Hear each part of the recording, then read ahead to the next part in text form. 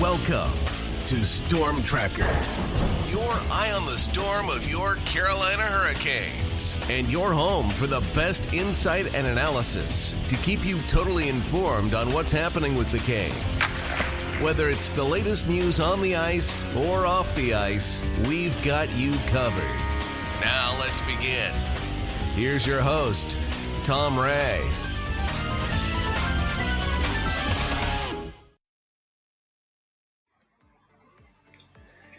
Well, the Carolina Hurricanes have weathered the Mikko Rantanen storm and are on a tear, winning 7 straight and 8 of their last 9, and outscoring the opposition 30-14 during that time.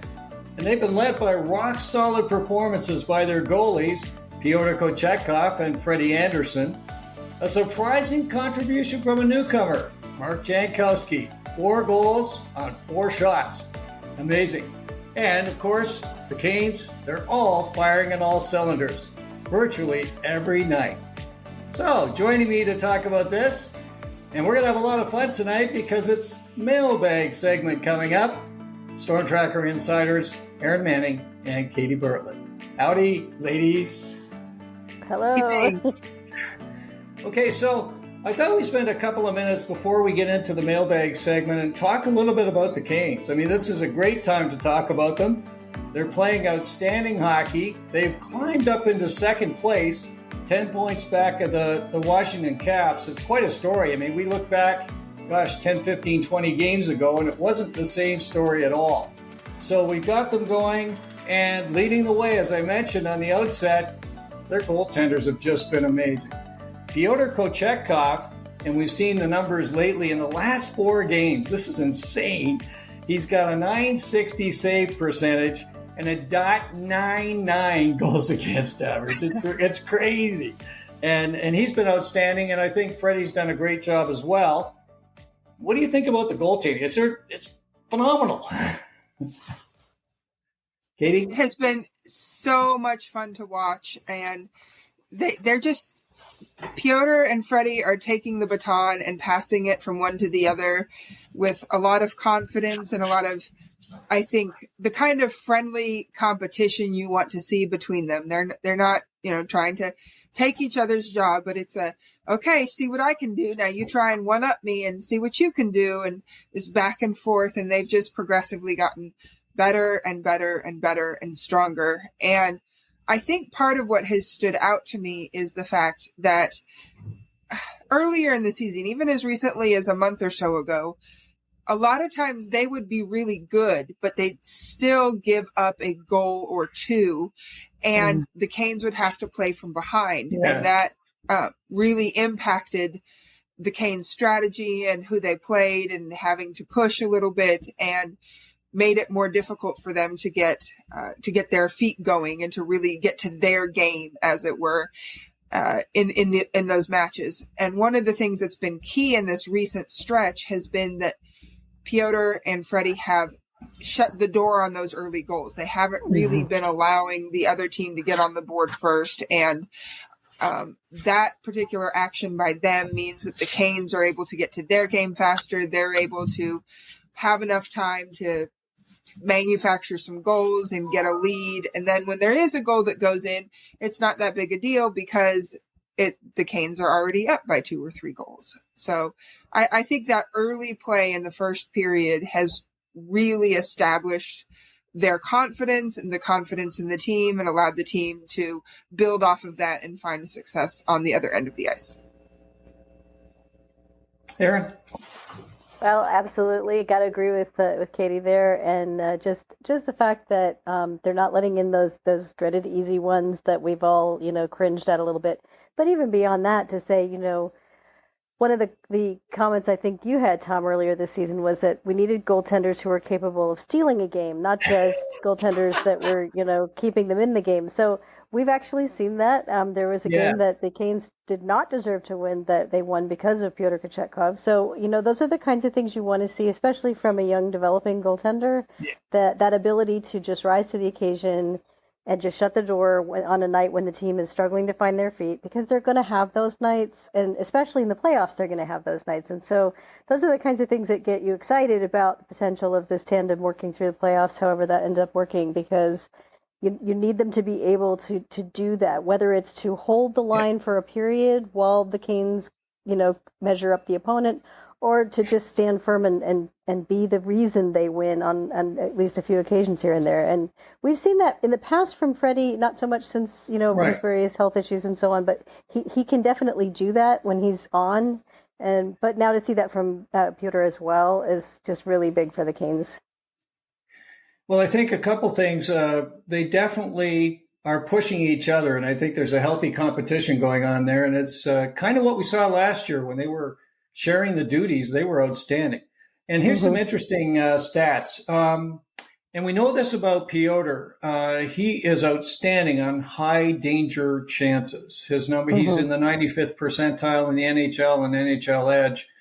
I mean, no question. And he's been making those saves. And then, of course, he would have the odd little, one that would slip in that he should have had. And that's stopped. And I think that's one of the big differences right now. And he's also being a little bit more careful with the puck. He's not going out and taking crazy chances. He's playing a quiet game, as Trip Tracy would call it. And I think that's very much the case. Something else I just want to mention before we leave the goaltending.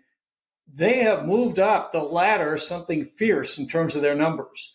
If you look at, and I took Freddie as he's got 14 games, so I used the 14 game number as the minimum. So Freddie's sitting in second place right now with his 2.15 goals against average and 9.12 save percentage. I'm talking about goals against average. And then Pyotr, he's sixth, and he's at 2.37 now after that shutout and a 9.08 save percentage. These numbers are fantastic. They really are outstanding. And you will not find a duel that collectively has the number they have. And if you look at the Canes numbers, and even Dustin Tokarski's numbers were outstanding. He's 2.18, I think, on his goals against average. So those three guys have really been locking it down. And so quite a story when you look at how things were at different points of the season, and trying to fill in with Spencer Martin and Dustin and so on. It's a great story, and I think we talked a lot about this too. Is that going into the playoffs, and one of the biggest differentiators is going to be goaltending. So if they can stay on this run and stay hot, anything's possible with the Hurricanes for sure. So a great story in the goaltending. Now we're going to have some fun because Mark Jankowski, isn't this the greatest story? And, when the Canes got him, we hardly even knew that because Eric Tulsky had done his press conference after the trade deadline and didn't even mention Mark. And basically he said they were done. And then all of a sudden we find out that they, at the last possible second, were able to do the deal with Mark. And we talked about it in our last podcast. This is a great story, and he looks like he's going to fit in quite nicely with the Canes. What are our thoughts about Mark Jankowski? I just love how much fun he's having. It's so clear that he's absolutely loving life right now. And I mean, the team he came from is not having the greatest year by any stretch of the imagination, and he was not playing a ton of games for them. So seeing him he's kind of, that smile just kind of lights up the room when he walks in and talks to the press about how much fun he's having. And I think that attitude definitely rubs off on the other guys. But just, the 4 goals on 4 shots, 100% shooting. That's not going to last, but it's just so much fun to see somebody who can finish. So we're all cheering for that. We're really excited about that. And he seems to be developing some really nice chemistry with Eric Robinson too, which is important for what the Canes are going to want to do down the stretch. So what do you think, Katie? Yeah, I'm loving him, and he definitely brings some added size, which I think is one of the things that the Canes have been looking for, that they've worried in the past in the playoffs they've been a bit too small. And we definitely have some players on the smaller side in other parts of the lineup. So having a tall, strong center who can play that 200-foot game and yet still has that scoring threat, it will be a nice bonus to have, to be able to put out against other teams, either their scoring lines or their other fourth lines, and really feel good about them playing low event hockey or being able to create chances in the offensive zone. And like you said, Aaron, I'm loving how Robinson and Jankowski are feeding off of each other. Whoever's their winger there has worked out well too, but that particular duo seems to be a nice combo to be bringing in, and that they'll play heavy for sure, and that's what you need from a fourth line in the playoffs. Yeah, and I know that when they signed Eric Robinson, one of their key target goals for that was that he was going to bring size for them in the playoffs. And Eric is just playing so well right now. I think anybody could be on his line, and they're going to have some success. He's really playing outstanding hockey these days. And we'll talk a little bit about Eric later on, I'm sure. So that's Janky. What about Stanky? Katie? Well, my goodness, Stankoven has come in like the tank that he is advertised as. He might not be very tall, but he is sturdy and he is full of determination. And there is no part of the ice that he is not willing to go to. And that first game, we saw that very nice deflection goal that he had on the power play, which the Canes really needed. And since then, it might not be a whole lot of shine on the score sheet, but off the score sheet, he has been doing so many good things. He had that beautiful goal that was disallowed because Stahl was just a smidge offside. Yes. And I felt bad for him for that because that was a really nice, hardworking goal. It's a great goal.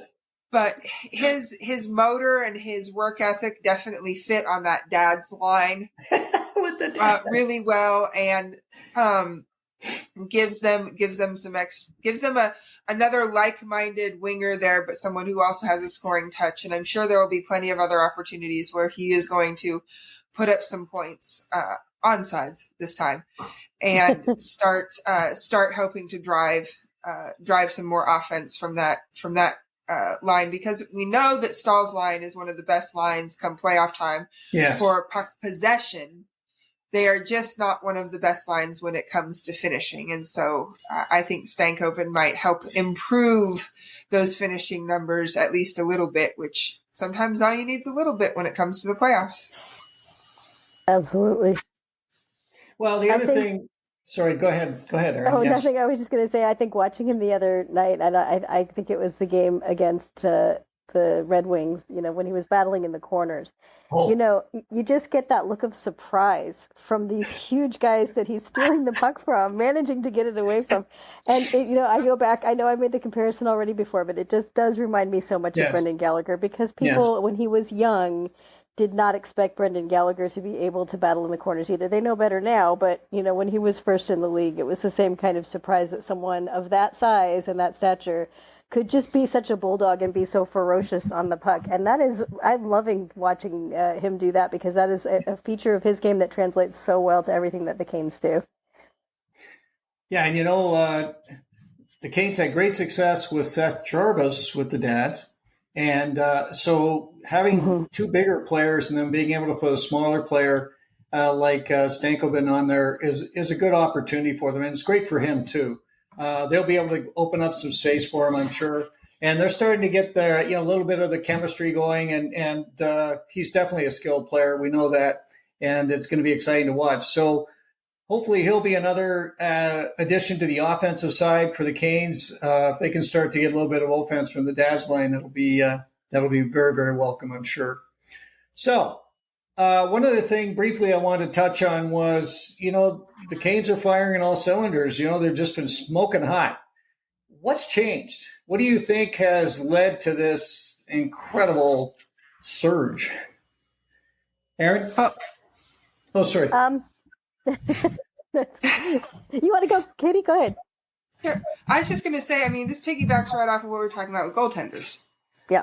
The fact that they're not letting in those early goals, they're not having to play from behind, means that they're able to get to their game, and they're the ones who are driving play, dictating tone, dictating pace, and being able to establish how the game is going to go. And so for me, that the goaltending has been the key, because they're not having to play from behind. They're not having to clutch their sticks a little bit tighter and wondering when's the next goal going to come from.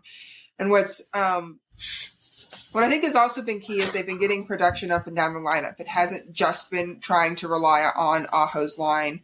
But you go and you look at the game card, and it's there's at least two lines involved in the scoring in every game, if not more. So for me, that's the key. It's establishing the tone early, not letting in that first goal, not having to play from behind, and being able to get to their own game and dictating pace and tone of how the game is going to proceed.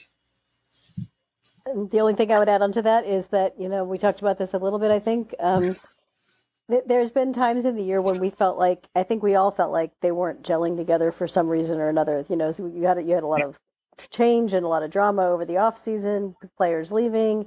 You had the new guys coming in and certainly working very hard, but they didn't have the shared experiences, and sometimes it just takes a little bit of shared adversity for a team to gel together. And, when you think about some of the stuff that they've been through prior to this all coming together, and, we could look at the whole drama of the Rantanen trade because that was a factor. Yes. But I mean, just also the fact that the entire team went through a 2-week misery of everybody being sick with the flu. I mean, those kinds of things are the sort of thing that they have to battle through and find a way and, pick up the pieces for each other and have each other's backs out there because, the guy next to you might not be 100%, but you've got to get through the game anyway. I think the confidence that you build from that, we talk about teams battling through adversity, but ultimately the bottom line is that it's that confidence factor, that knowing that everybody's on the same page, everybody's going to do the same job, they're all pulling on that same rope. And then, like, Katie talked about with the goaltending, you add that in there, the reliability of the goaltending, knowing that the guy back there has your back, it just all comes together. And I think that they're really starting to coalesce as a team and at the exact right time when we head into the final stretch for the playoffs. So that's awesome. Yeah, and I think some other things that are kind of developing. Taylor Hall seems to be continuing to grow with the Canes and seems like he's playing better every single night. We've got, obviously, the new players are coming in with energy and certainly a little bit of a different look than Mikko Rantanen. These are fast players who play hard.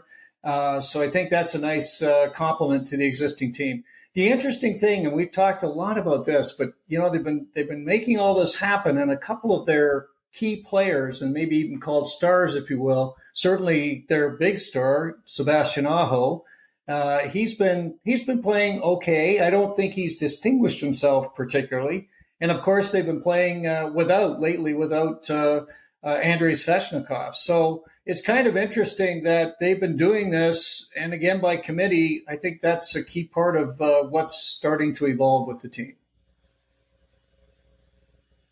Definitely. Mm-hmm. Okay, so definitely, as you say, a very significant kind of move of the team to come together. Certainly, we heard a little bit about the Brent Burns surprise birthday party. I mentioned that because that seemed to be a galvanizing activity for them as well. The new folks were there; everybody was there, and I'm sure it was quite the party. But more importantly, I think it's really has helped the team become even closer, and that's kind of an interesting thing too, because we had a lot of new players in the off season. And, they were part of the team for sure, but I think I see them a little bit different now. I don't know if you do, but I see them more kind of as a cohesive unit. And boy, once they get that momentum going, this style of Rod Brindamore's with a team that's working as hard as the Canes are, and they're starting to get back to their game where they're outworking the opposition. And we went through a period for whatever reason that they weren't. And that was, hey, what's going on? This isn't Canes hockey, right? So they're coming back on strong, and hopefully as they head out west, it's going to be an interesting couple of games. They got 3 games out there, 2 of them with lesser teams. So this might be an opportunity for them to continue their winning ways, playing San Jose and Anaheim in that 3-game trip. So we'll see how that goes. Hopefully on Thursday night we've got another win to put in the win column. So that's good. Okay, so time for mailbag. And we're going to be highlighting questions tonight from a lot of fellow Caniacs on X. Some great questions. I got to tell you, I really appreciate the folks taking their time and sending those in to us because there's some really, really good ones. So let's get started. The first question comes from Canes and Dogs. And he says, where in the lineup is Svech going to end up? I like the Aho, Jarvis, and Blake line, but it sure is lacking in size and physicality. Who wants to take that one? Oh, I can start with that one. Okay. I think a lot of us, as we watch, feel like there's just something about Svech with Aho that doesn't quite click. So we talk about, should he be on the dad's line? Should he be with Kotkaniemi? Or do you just kind of have to try and make it happen again on the Aho line? I think where he's going to end up, where Rod's going to eventually put him, is going to be up on that Aho line because of the aforementioned physicality. I do think because of his size and his presence there, that he will make that line a little bit more difficult to play against. No shot at all to Jackson Blake. I love Jackson Blake and his game. It has been fantastic, but he is a rookie. He is not playoff tested, and he is smaller. And if there is one criticism on Jackson Blake's game, it's that he's a little too easy to body off the puck. Yeah. And that's not a trait that you want to have for your top scoring line in the playoffs. So I personally think that Svech will end up back up with Aho and Jarvis come playoff time or shortly after the playoffs start. Aaron? I would agree with that overall. I think it's probably the most likely scenario. I think the least likely scenario, funny enough, is given how much he's played there this year, is to put him back with Stahl and Martinook, because I don't think that is a solid enough playoff line for the shutdown role that line usually plays against heavy matchups and when you get into the playoff matches. The only third alternative that we talked about, and this could happen, I don't think it's going to be the starting line, but the other player that you could put with Aho and Jarvis to increase their size is Taylor Hall, who's been playing extremely well. And if that decision was made, then you would have Svechnikov with Kotkaniemi. Right. They have played together well before. It's not like that's a terrible option. But it's not right now. It's not as good as the option of Hall with Kotkaniemi because they've found such great chemistry together, and that line has been really humming. So I don't think that's your first. I think that's not going to be the first idea. We could see it down the stretch. We could see it tried as an experiment, but we'll have to see. And the question right now is, we still don't have a definitive answer on whether Svech is going to be making the road trip. But he did take part in an optional practice today, so that's a good sign. We'll have to see if he makes the full practice tomorrow, and then I guess we'll know from there. Well, a couple things I thought we'd touch on with Svech. Svech has not been lights out this year. He's had kind of a so-so season. Katie, you had a little bit of information on his kind of shooting and some of the challenges he's facing offensively. What can you tell us about that? It was just interesting digging into some of the stats sites. You go to NHL Edge, and most of his metrics are really good. They're in the 70, 80th percentile, whether it's skating or whatever. But the one kind of dent that you have in his kind of spider web map there is shooting percentage. His shooting percentage has been quite low this year, comparatively speaking, to the rest of the league. And so I thought, well, is this just maybe that he's not taking as many shots, that he's not getting as many chances? And so then I went to Natural Stat Trick and looked at that. Right. Oh, that's not the case. At both 5-on-5 and in all situations, he is second on the team in shots on goal. So he's obviously hitting the net with regularity. So that was kind of curious. So I popped on over to Hockey Viz, and you look at Hockey Viz for both 5-on-5 and in power play shots.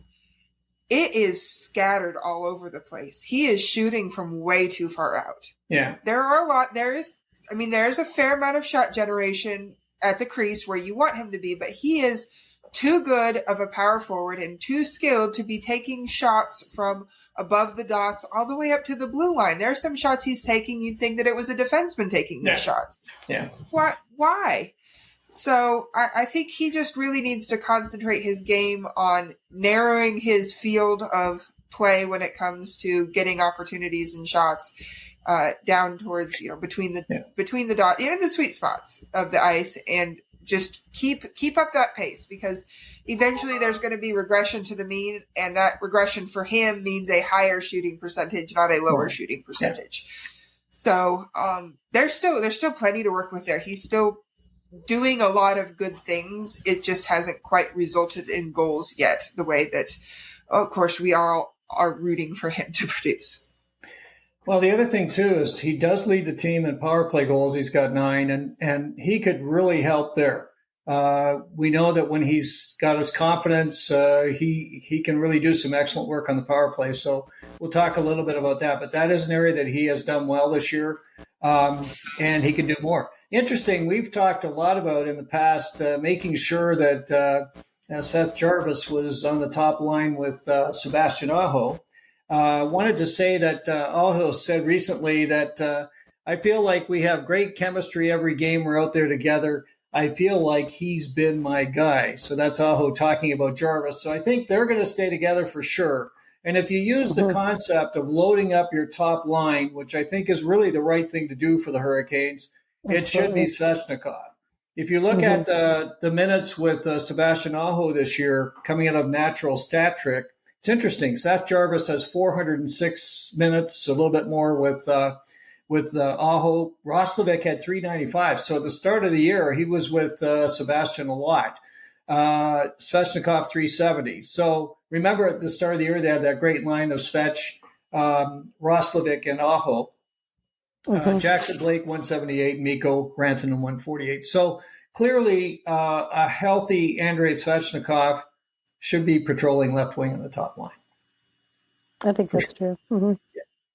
Okay, so that's the first one. Let's go to number 2. This one's a challenging one, and I know we had to put our thinking caps on for this one. Coming from Reese, Reese said, with the team fully healthy, who comes out for William Carrier?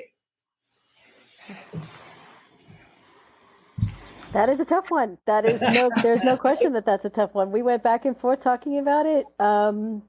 First of all, I think that the thing that has to be set up front is that we don't really know right now when William Carrier will return. Right. There is a good indication from the team. They have talked about that he will be available for the playoffs. But as we just heard today about, someone for a different team, the Dallas Stars said that Miro Heiskanen will be available for the playoffs, but probably not for the first round.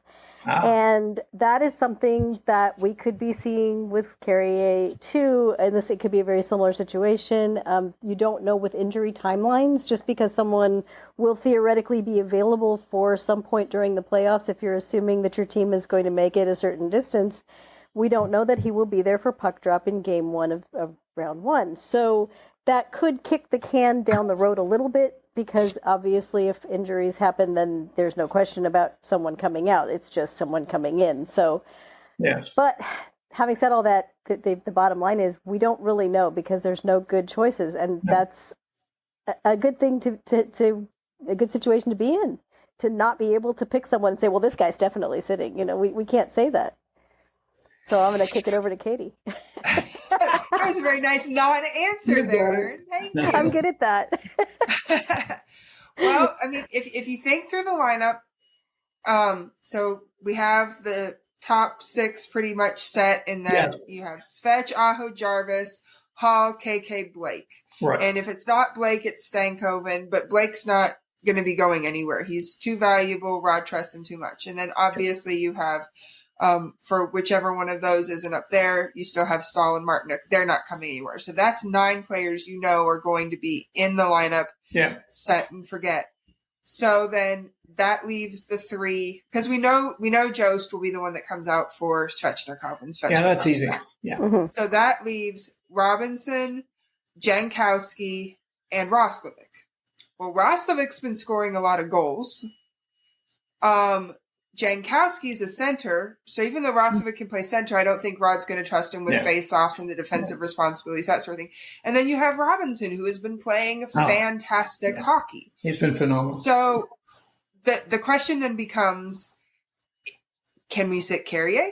He hasn't been playing in a while. He's probably going to be rusty. How much of what Carrier brings to the team is something that Rod is going to value in order to replace one of these other players that has also brought a ton of value? The heavy north-south play of Robinson, the centering strength of Jankowski, or the goal-scoring production of Roslovic.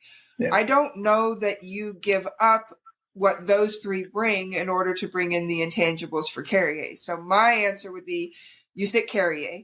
But if Rod brings in Carrier, I hate to say it, but I think it would be Robinson. Because you can't give up the goal scorer and you can't give up the center. Okay, now it's fine. I'll jump back in. Yeah, you got to jump into this one. That's for sure. I wanted you to set me up, Katie. I think there's a non-zero. I mean, there's a slight chance. It's not 100%. But if the goal is to make this line a heavy, punishing, you do not want to play against them line, then the person who comes out would be Roslovic. And even though I know we need his scoring, and even though, you could ask the question, would he and Blake maybe take turns on one of the other lines? And it could happen. We don't know. But if you want that to be this physical, punishing, traditional fourth line in the playoffs line, you're going to have Robinson, Jankowski, and Carrier, because that is what Carrier's game is. It's what it's always been. So, again, I still think that we have that chance of maybe he doesn't come in game one, round one. Maybe he, maybe all of those guys are cycling in and out, depending on the matchups and depending on who the opponent is and what it looks like. I mean, do you need that punishing line if the Canes' first opponent are the New Jersey Devils? No.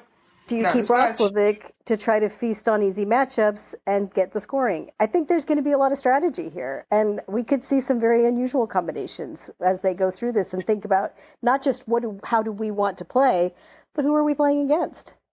You would want that line against the Florida Panthers, I think, if you get there.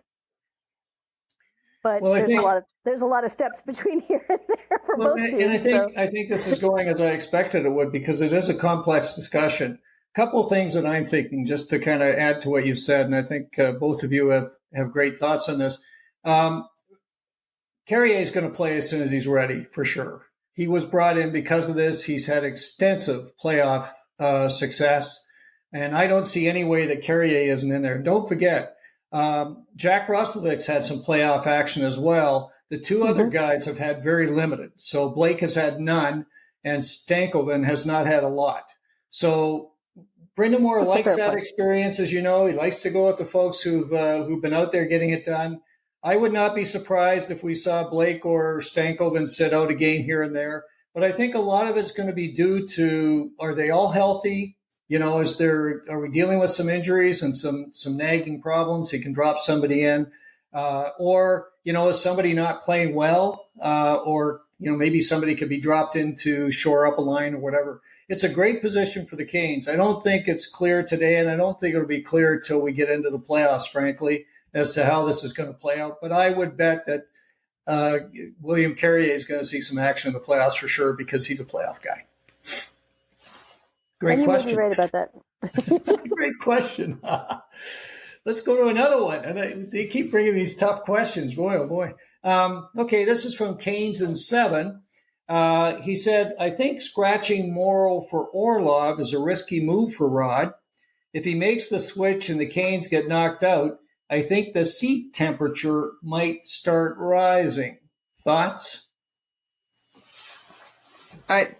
Something like sitting a rookie for a proven vet is not going to change the seat temperature for Rod Brind'Amour in the slightest. So I think we can say that with a certain amount of confidence. And, again, has Morrow been great? Yes. Has Orlov made some really big boo-boos that have led to goals? Yes. That does not mean that in the playoffs you sit the veteran who has won a Stanley Cup and has been a key member of the defense on many a playoff run. You do not sit him in favor of the untested rookie. This isn't even a Rod Brind'Amour thing. Well, Brind'Amour prefers the veterans. I don't know of any coach who wants their team to get far in the playoffs who is going to say, which one am I going to put in? I think they're going to go with the proven veteran every single time, as long as he is healthy. And I think that's part of what has been happening here. Yeah. I think if we were already in the playoffs, Orlov would have already returned probably 2 or 3 games ago. Yes. But they have the time and they have the luxury of the rest of the offense playing well to give Morrow that time, to let him develop a little bit extra, and to allow Orlov's bumps and bruises to heal a little bit better as we progress through the rest of the season. There's no rush to bring him back. Absolutely. Let Morrow play, and then once he is ready to come back, I wouldn't be surprised if they rest a few of the other defensemen. Let Chatfield sit for a game. Let Walker sit for a game, or whomever, just to keep Morrow in there, keep Morrow fresh. He is a great 7th D to have, as we saw with Pesce last offseason. Injuries can happen, and lengthy ones at that. So I feel a whole lot better having Morrow with his experience as an emergency fill-in than some of the other defensemen we've seen this year. So that's that part of it is good with Morrow. But no, Orlov will be in the lineup provided he's healthy game 1, and he will stay in the lineup. Absolutely agree. No disagreement whatsoever there. And, one thing that I think that some of our fellow Canes fans might want to think about is this. When you're talking about not just a rookie, but a rookie who hasn't played, I mean, this isn't Jackson Blake who's played the entire season. This is a rookie who has come up from the AHL, and he's still on a very low number of NHL games played so far. He's doing great. There's no question. But the playoffs can be a real shock to the system, even for people who've been in the league for a while who just haven't been in the playoffs yet. So I think that when, there's a tendency to hear Brendan Moore talking about, the possibility of using him as a 7th D, and to see that as some sort of slight or insult or something. But it's actually quite an honor, because there are, like Katie said, there are some guys in the AHL who have been called up this year and been in rotations, and come in to take that spot. We've gone 11-7 a couple of times, with some of these guys on the roster. So if you're putting Scott Morrow above those guys, that's already a level of trust in a young defenseman and a rookie defenseman that a lot of teams wouldn't be ready to give him. So, I mean, I still think that that's a sign that he's doing well, and he's doing everything that the Canes want him to do.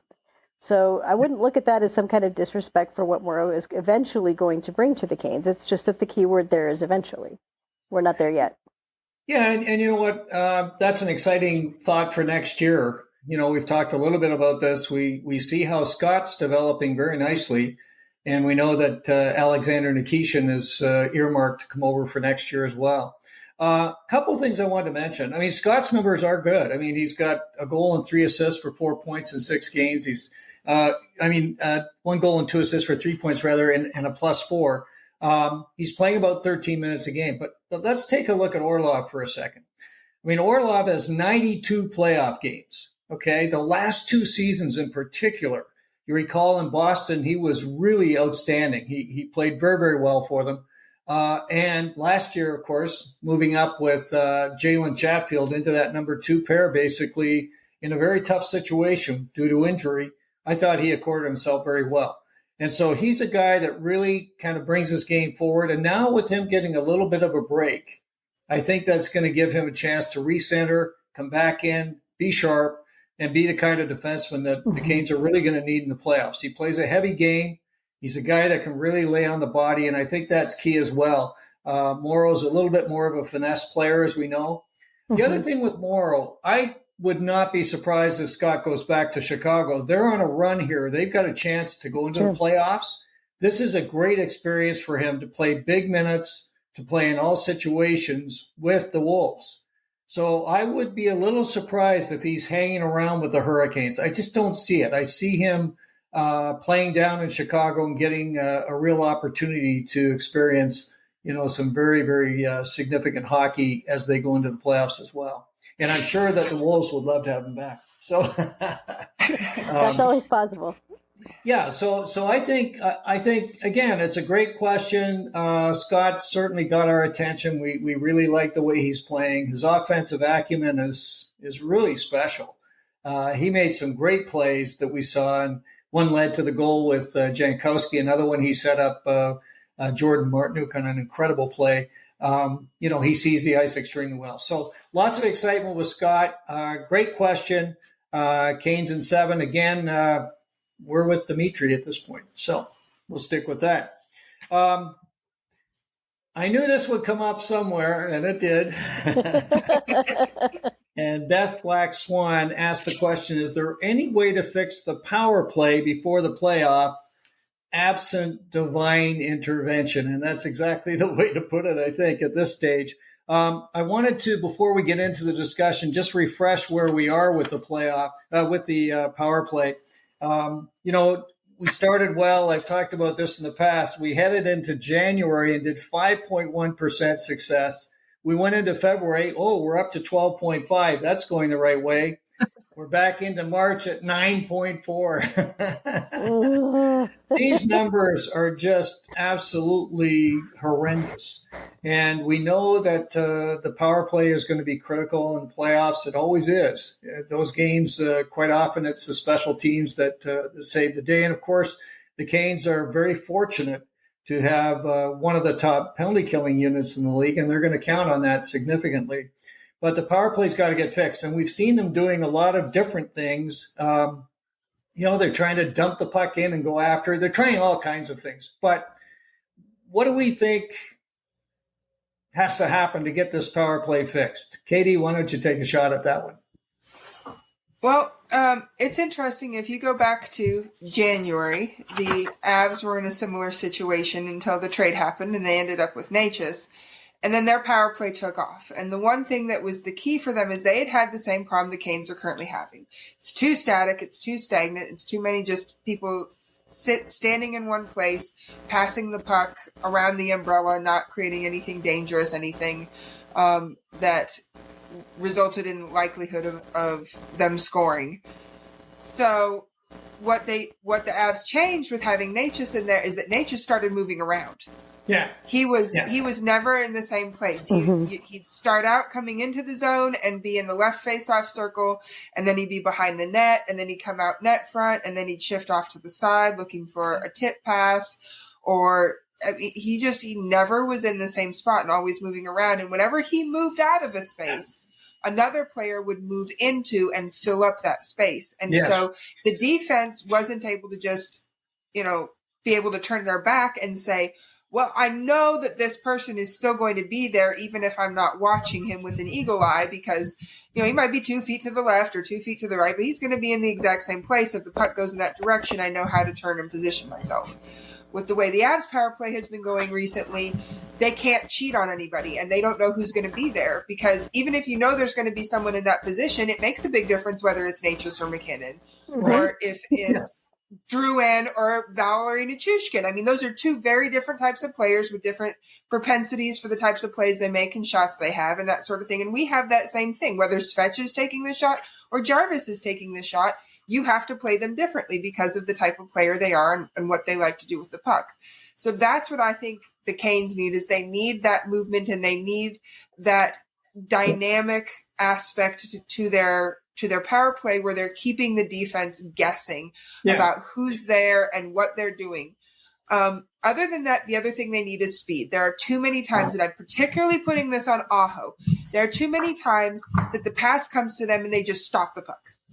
They don't even dust it off. They just stop it and they sit and they wait and they look left and right, left and right, left and right, and then do something with it. Well, by that time, if you're taking a shot, the goalie's already in position, or a defender is able to get into the lane and block it, or they're able to get a stick and prevent the pass. It's giving the defense way too much time to react, and definitely the goalie as well. So they need to be much more intentional and quick with their passes and their shots in order to have a better chance of the puck getting through lanes and beating the goalie. Yeah.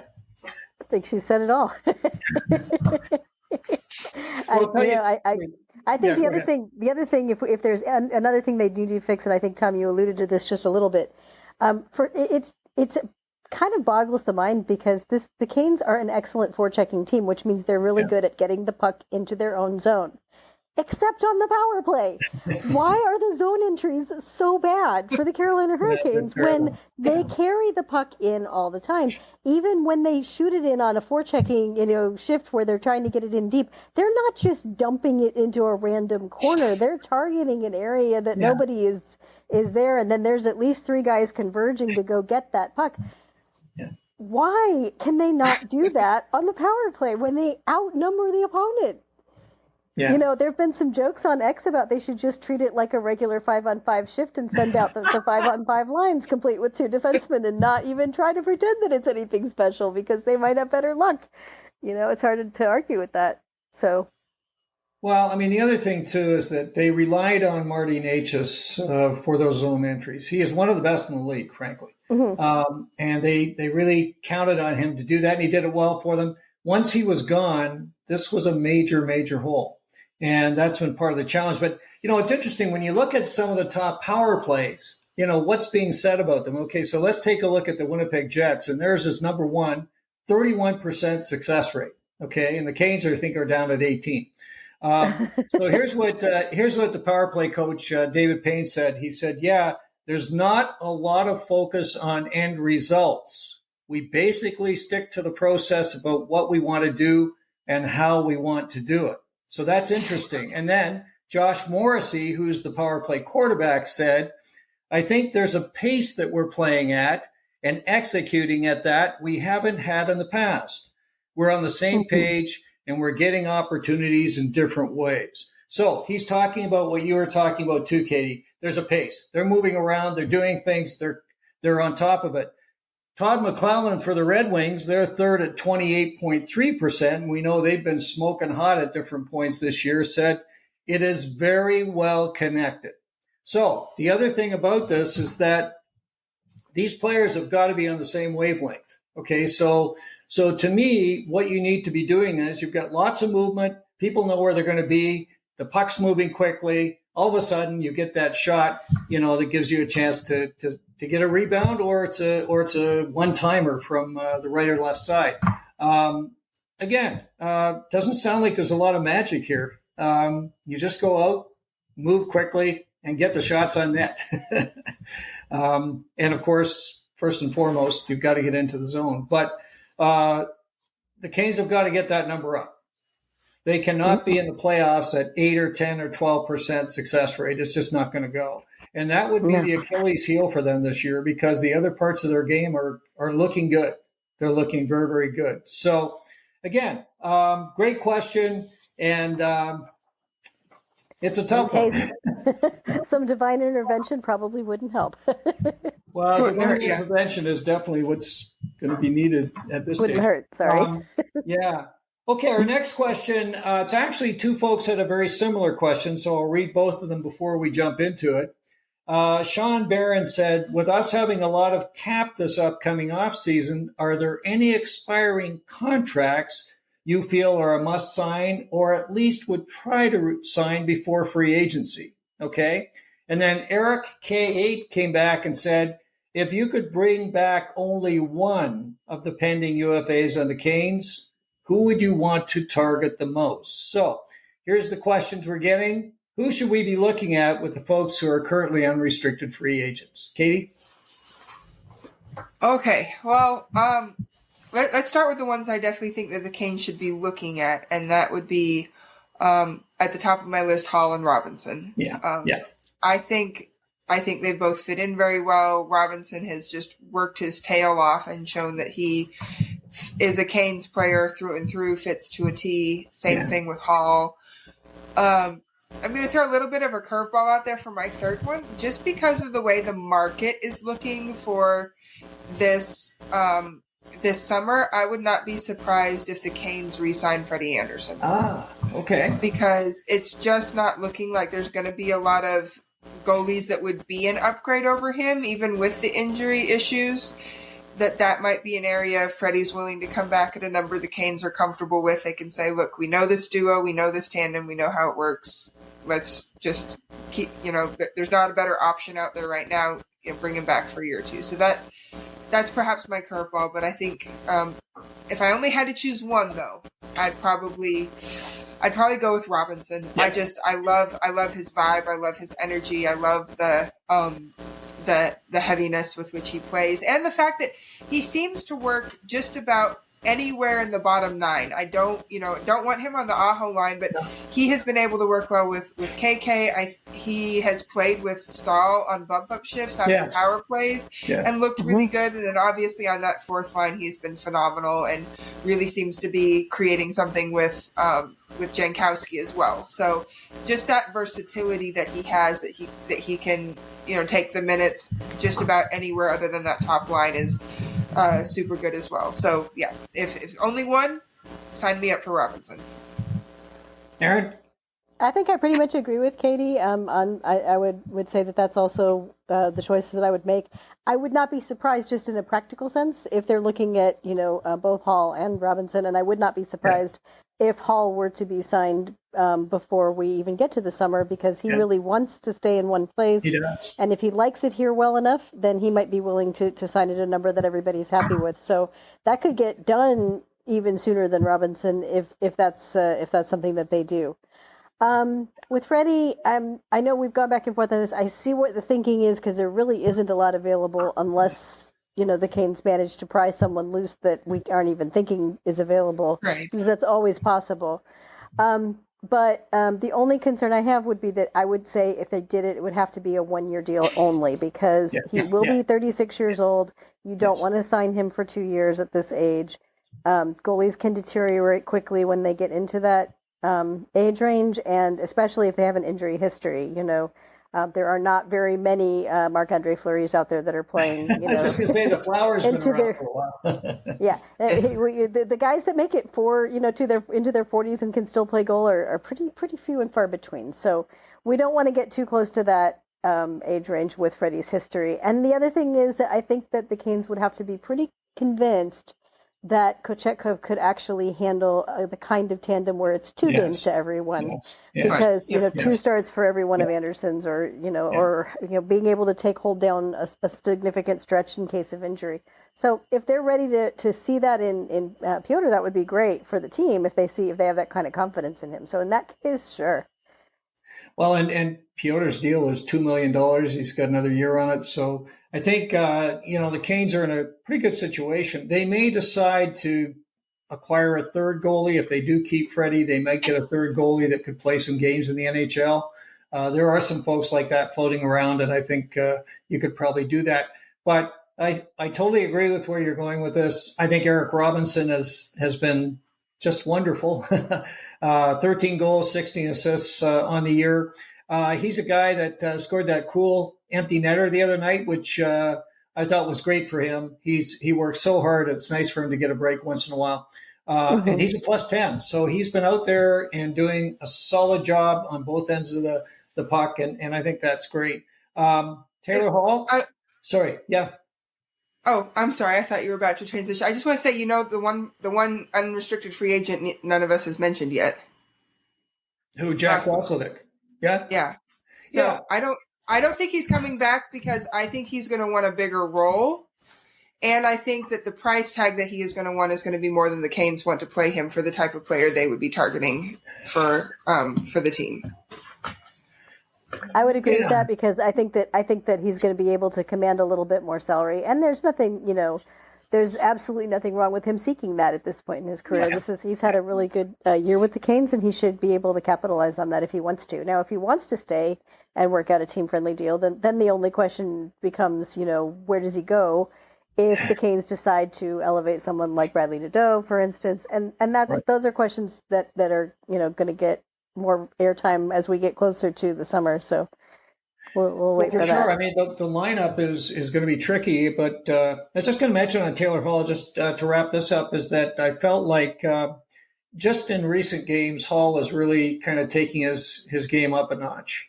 And he's a guy that, his pedigree is incredible. He's been an MVP. He's done very, very well in the past and has struggled through some injuries, but really looks like he's finding his game again. And he's made it very clear he'd like to stay. And for sure, he's the type of player that the Canes would love to have. And it's just a question of what the deal looks like, but I suspect it'll be a a relatively team-friendly deal. He's had many big deals. I don't think he needs to worry about that. So I could see him on a 3-year deal. It's something that's reasonable.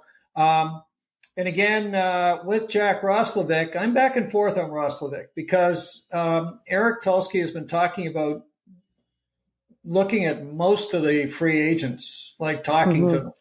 And he's made that very clear. And Roslovic, if he gets his game going and it's starting to come together again, if he hit 25 goals or something this year and he's starting to play the kind of hockey he can play, he becomes an interesting player to bring back. He knows the system. Everybody knows him. He seems to get along great with the teammates. He seems to be smiling more these days, so that's always a good sign. And he's got chemistry on that line with Kotkaniemi and Hall. And that's the other thing I want to mention is, when we look at the lineup going forward, I'm not quick to move Roslovic out of that position, frankly. That line has looked really, really good. And for the first time, the Canes have a number, I don't know if it's 2 or 3 line, based on what we hear with Rod. But they do have a line now with Kotkaniemi, Hall, and Roslovic that actually brings offense. And I think that's, I don't like mucking around with these lines much because they seem to be starting to get it going. And we've struggled for so long, with that particular line packaging. It just hasn't been there. We had Drury up in there for a while, and then Kotkaniemi was back on the fourth. And, we had all kinds of different situations. And right now, they're doing well, and they're all happy. Like Kotkaniemi is very, very pleased about what's going on. You could see it in his play. Roslovic now starting to get some goals. Hey, this is kind of good. And Hall starting to really become a Carolina Hurricane.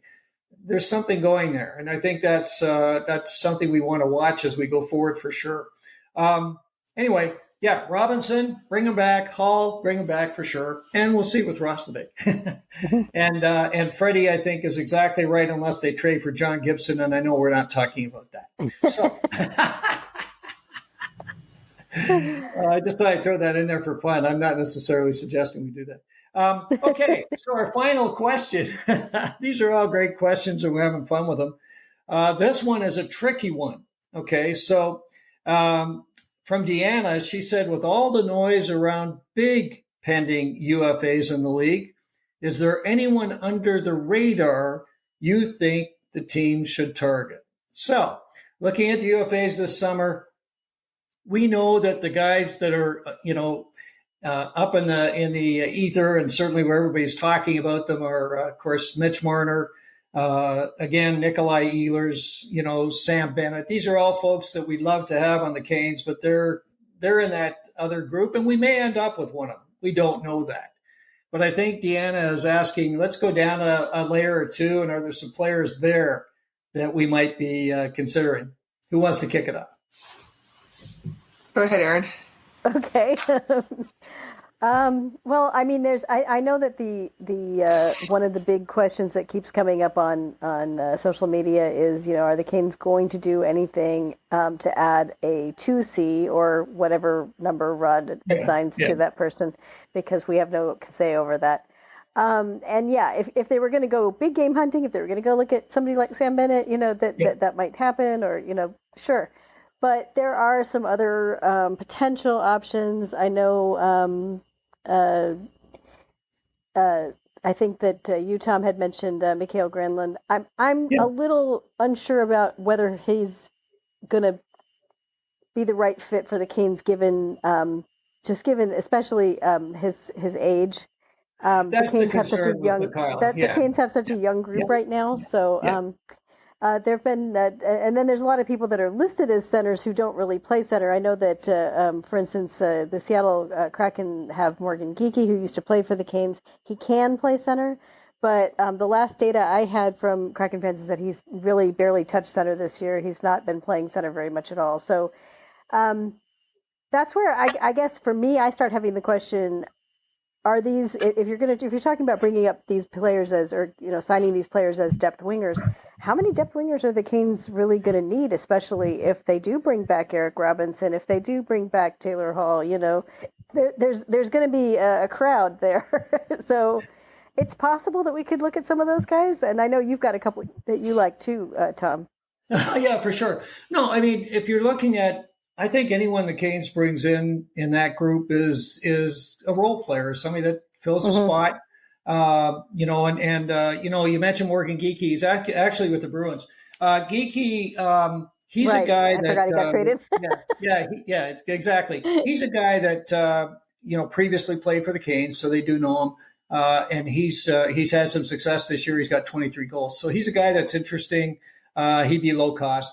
Trent Frederick is an interesting one. He's with the Oilers now. He was traded by the Bruins, but he's a big player. Like, he's 6'3", 220. He's had a 18, 20 goal year, whatever, close to. So he's a guy that, again, if you wanted to bring in somebody that could be a role player in that regard, he might fit the bill. Luke Cunnen's another guy that could do it. He's with Columbus now. Cunnen, again, an experienced player, not that old. He's 27 years old. He's been in the league for a while, but he's solid too. He's 6 foot, almost 200 pounds. These are all players that I think are of the type of player that would fit a role for the Canes. Mikhail Granlund, I agree with you on age, but boy, he's a heck of a nice player, and he's Finnish, so that's kind of cool. But again, maybe that's not a good thing. Sorry, I wouldn't say that. But again, you're looking at players that are going to be complementary. And I think that when you look at what we've got coming along, and I know that there are players playing right now for the Chicago Wolves who aren't necessarily ready just yet. Right. Yes. But they're getting closer and closer. And at that point, you don't want to be one of these teams that fills all of those lower, especially the bottom 6 wing spots, with guys that you pick them up as a UFA and you sign them for 3-4 years, because then those guys look at that roster and they say, well, there's absolutely no way for me to crack this roster, because let's face it, a lot of our forwards in Chicago are probably not top 6 players. I mean, there's a couple exceptions, and we're all really excited about those exceptions, but especially some of the guys in Chicago that are currently playing top 6 roles in the AHL, but they probably won't play top 6 roles. Correct. If they make the leap to the NHL. So I worry sometimes about, there's some teams in the league that I think send a message that the wrong way to their guys in the AHL by over slotting those positions with extra depth when they don't really need to. I mean, right now I look at the Canes and I say, I don't see a need for most of these players. I really don't, There's not one name on that list that jumps out at me apart from those first 3 that you mentioned, the top guys. There's not a game changer on that list. There's not somebody that you'd say, oh, we really need the Canes to have these players. So, and I don't know. I think that's right, Aaron. And the thing I was going to mention is that they've got to lock up the existing unrestricted free agents, because if some of these guys do move on, and who knows, I mean, until they're signed, they could. Sure. Then you are looking for some role players, sure, some folks absolutely, who come in and fill in for them, and that's where these folks come in. But we do have players like Bradley Nadeau who definitely should get a long look in next season. Whether or not he makes a team, who knows? The other thing is that on the defensive core, I don't see anything there either. The Canes are loaded on the blue, and they've got youngsters coming that are going to definitely want to claim spots next year. Now, there was another player that we talked a little bit about, and that's on the goal side. So if Freddie doesn't come back, Katie, what do you got for us? Okay, so this is a controversial suggestion, but remember when you listen to this, if Freddie doesn't come back, the UFA market, we're talking just the UFA market, not through a trade or something like that. I fully believe that if Toski wanted to try and find somebody to play goalie for the Carolina Hurricanes through trade, that he could do that. So I'm just looking at UFA options, which aren't many. They are few and far between. So if you're really talking kind of a dark horse and outlier, there is a chance that perhaps the Canes would take a look at Alexander Georgiev, which is crazy to say, because Georgiev, I mean, to label the year that he has had this particular season as rough is being a little bit generous. He has really, really struggled, especially in a lot of the ways that would be problematic, let's just say, for the Canes. Like, giving up goals on the first 2 or 3 shots of the game, so the team's having to play from behind. And that was happening when he was playing with the Avs, and it's still happening when he plays with while playing with the Sharks. Now, granted, there's a bit more of an excuse there because Sharks are what the Sharks are. Oh. Yes. But at the same time, the thing that Georgiev would provide is it would provide a vote of confidence in Kochetkov. This is something the front office would do to say, you are our guy, and we don't want to tie up a ton of funds in somebody because we plan to extend you as soon as we are able to. You are our starting goalie. We fully expect to be able to make you the guy in net going forward. Yes. In which case, the person you want to have backing him up needs to not be another rookie, needs to not be somebody who's inexperienced. It needs to be somebody like Georgiev, who has played both a backup and a starter role. So if Kochetkov were to get hurt, he would be able to play a significant amount of games in a row. He's a fellow Russian speaker, so you would have that going for that particular duo. He has playoff experience, and in fact, his playoff experience has been quite good. And has put up really good numbers in the playoffs. So again, if you needed him to take on that role, it would be possible. So the question is just whether or not the Canes feel like they can take on that particular reclamation project, and whether or not it's worth putting the time in. There is potential upside, but there's definitely potential risk there. But I mean, if that's not the definition of a dark horse UFA signing, there you go, Katie. Yeah, that would be an interesting option. And the other question that got asked the other day on X that I really don't have any knowledge or way to answer it, but you might, Tom, because you've paid a lot more attention to the Wolves. How is the young Russian for the Chicago Wolves doing these days? Well, Ruslan Kazeev is it's early days for him. He's not seeing a lot of action now. Of course, they've got both Tokarski and Spencer Morton. Right. So he's a ways out for sure. He is. Okay. That was my thinking, but I didn't want to say that with authority when I haven't really had a chance to watch the Wolves. There are some people that are, I think they're pinning their hopes on him, making that leap a little faster. I did not think that was the case, so that's good to know for sure. Well, don't forget, he came over as a 19-year-old as well. He's very young. He's got lots of time, and they're keeping him in Chicago because they've got Stan Dubicki, who's a great goalie coach there, and he did some work with Piotr before, so he's had experience with Russian goaltenders. And they're just bringing him along slowly. And he's a guy he's a big player. He's got some incredible natural talent, but it takes time for goalies, as you know. Sure, absolutely. And I think he's a guy that could be a goalie of the future for the Canes. I really like what I've seen from him. But again, he's still learning. So lots of time there.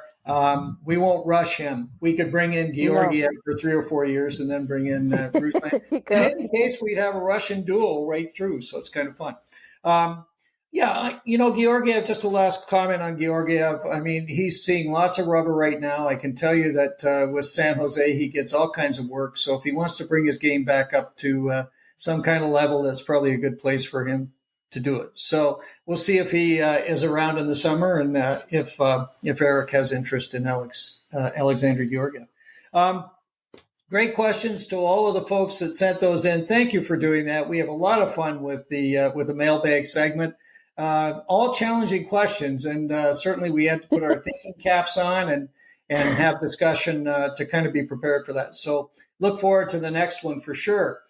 We've got a road trip coming up. Ladies, closing comments? Katie? I'd like to see the Canes keep the good vibes rolling out on the West Coast. I think they have a really good opportunity to go 3-0. I don't want them to overlook and take for granted the Sharks or the Ducks, but smack dab in the middle of those games. And remember, this is 3 games in 4 nights, so they're traveling to the West Coast, and it's going to be tough. So you have San Jose, day off, Los Angeles, and then Anaheim. The Los Angeles game is going to be really interesting. It's the one that I am looking forward to the most because Los Angeles has a phenomenal home record. Yes. A lot of the people that I've been listening to that have talked about possible playoff matchups, or looking at the fact that it's probably going to be LA and Edmonton again in the first round, like it's been for the past few seasons. And that the one key for them is who has home ice, because they think that this could be LA's year to knock off Edmonton if LA can gain home ice, because they have been so dominant. Yes. So I'm really interested, because we've talked about how the Canes have not been quite as strong on the road as they have been at home. In fact, they really have been much stronger at home than they have been on the road. Yeah, not close. So for that to be an area where they could use some improvement, I really want to see with the streak they're on, the roll they're on, how that translates against a really good home team and another playoff bound team like Los Angeles. That will be a really good test, or not just test, but litmus test for where they're at and how they're proceeding heading into the playoffs. Aaron? Agreed. But I actually think that it's interesting you brought that up, because one of the things I was thinking about when we were getting ready for this is that the Canes they've won 7 games in a row, and they have faced teams from the bottom of the, not even in playoff contention. They have faced playoff shoo-ins like the Winnipeg Jets, dominant teams. And in between there, to me, the most dangerous ones of all have been the ones that are really pushing to make the playoffs, trying to get that wild card spot. They have a number of those games coming down the last 15 game stretch too. So when you look at the fact that they have won all 7 of those last games, this is against a wide variety of opponents. There's no easy nights in the NHL, like they always say. Just because somebody's a kind of a bottom barrel team doesn't mean that they're going to be easy to defeat. So I'm hopeful to see those 3 games be wins, just like you are, Katie, because there's no reason really that they shouldn't be. I grant you that LA is going to probably be the team that will be pushing the hardest, but the other 2 teams are going to be trying to get a win too, and they're going to be hoping that the Canes are in that mindset of, we don't really need to prove anything here. We don't really need to, as so many contending teams get into down the stretch, but I think that right now the Canes mindset is not like that at all. I don't think there's anybody on the team right now that's thinking they can have a couple of easy games, and not really care about the outcome. I think they care very much. So it will be interesting to see them bring their A game against all 3 of those teams. Yeah, I think you hit right on the head. We've seen this before, where they've gone out and played some of the lesser teams and didn't really start on time. And and the outcome was not particularly good. The one team that could surprise a little bit is the Anaheim Ducks. The Ducks are they're a team that's developing nicely, and they also have a goaltender that in Lucas Dostal, who could really steal a game. We know that. We've seen that before from him this year. So they're the ones that I kind of think about. I'm not so concerned about Alexander Georgiev and the San Jose Sharks, but I thought I'd throw that in there, Katie, just for fun. Sure. In any case, it is going to be fun as we continue to watch the Canes. We're going to be here virtually on a weekly basis trying to keep everybody up to date on what's going on. This is an exciting run for the Canes. And boy, I tell you, it's great to be a Carolina Hurricanes fan right now with all this great news that's going on. To all of you who are watching or listening, we're all delighted that you spent the time with us. And I did want to mention that we just achieved quite a milestone here on Storm Tracker with 25,000 views since we started just a year and a half ago. And we're really excited that you've all spent time with us and are enjoying our podcast. For those of you who like the podcast, please press the like button. If you have any questions or you want to say anything to us about the podcast or about the Canes, please use the comment section below, and we'll respond just as quickly as we can. And of course, if you want to be alerted of future episodes of Storm Tracker, please press the subscribe and the bell buttons, and you'll be alerted just as soon as they're available. As always, thanks so much for joining us. We look forward to getting together with you real soon right here on Storm Tracker.